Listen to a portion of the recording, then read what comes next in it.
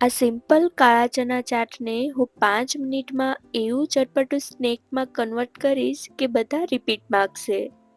નમસ્કાર રસોઈ પ્રેમીઓ, સ્વાગત છે આપનું મારી યુટ્યુબ ચેનલમાં. અહીં મેં અડધો કપ જેને પાણી વડે બરાબર સાફ કરી લીધેલા છે અને હવે આપણે એક બાઉલ લઈશું જેમાં ચણા ડૂબી જાય તેટલું પાણી એડ કરીશું.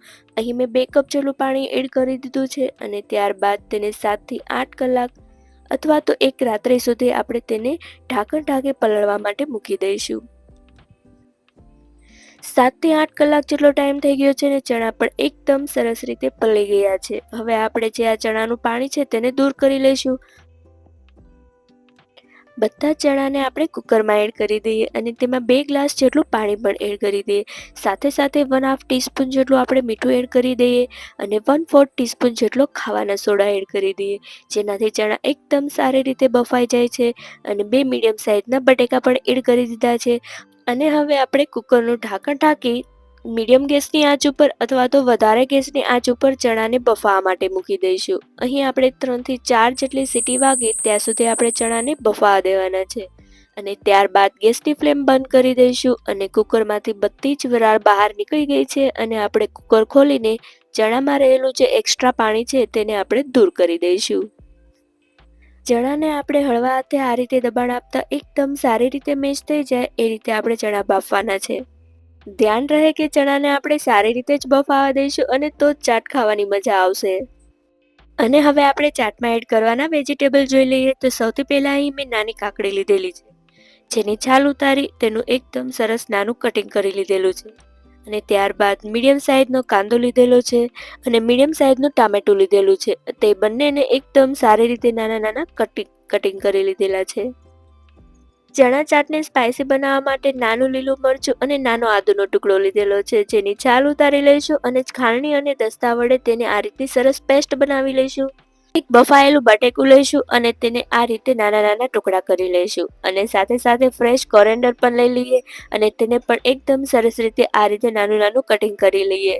અને હવે આવે છે કાળા ચણાની રેસીપીનો મોસ્ટ ઇમ્પોર્ટન્ટ પાર્ટ, જેમાં આપણે બનાવવાની છે એક પેસ્ટ, જેના વગર રેસીપીનો ટેસ્ટ અધૂરો છે. અને પેસ્ટ બનાવવા માટે અહીં મેં 1 ચમચી લાલ મરચું પાવડર, 1 ચમચી ધાણા જીરું પાવડર, અડધી ચમચી હળદર પાવડર, અડધી ચમચી ગરમ મસાલો અને 1 ચમચી સંચળ પાવડર લીધેલો છે અને જેમાં 2 ચમચી જેટલું પાણી એડ કરી ચમચીની મદદથી આ રીતે મિક્સ કરી પેસ્ટ તૈયાર કરશું અને તેને થોડી વાર આપણે રેસ્ટ કરવા મૂકી દઈએ. હવે આપણે ગેસની ફ્લેમ ચાલુ કરી કઢાઈ મૂકી 1 ટીસ્પૂન જેટલું આપણે તેલ એડ કરી દઈએ. તેલ ગરમ થાય એટલે સાથે સાથે તેમાં 1/4 ટીસ્પૂન જેટલું આખું જીરું એડ કરી દઈએ. જીરું ધીરે ધીરે તળાવા લાગે એટલે તરત જ આદુ મરચાંની પેસ્ટ જે રેડી કરી હતી તે એડ કરી દઈએ. આદુ મરચાં સરસ રીતે સતળાઈ ગયા છે અને હવે આપણે તેમાં જે એક મસાલાની પેસ્ટ રેડી કરેલી હતી તે એડ કરી દઈએ અને તેને ચમચાની મદદથી આ રીતે સતત ફેરવતા રહીએ. અને કઢાઈમાં મસાલા સાથેનું તેલ આ રીતે છૂટું પડેલું દેખાવા લાગે એટલે તરત જ આપણે તેમાં જે ચણા બાફેલા હતા તે એડ કરી દઈશું અને ધીમી અને મીડિયમ ગેસની આંચ ઉપર આપણે ચણાને આ રીતે સતત ફેરવતા રહીશું જ્યાં સુધી બધા જ ચણા સાથે મસાલાઓ એકદમ સરસ રીતે ભળી જાય.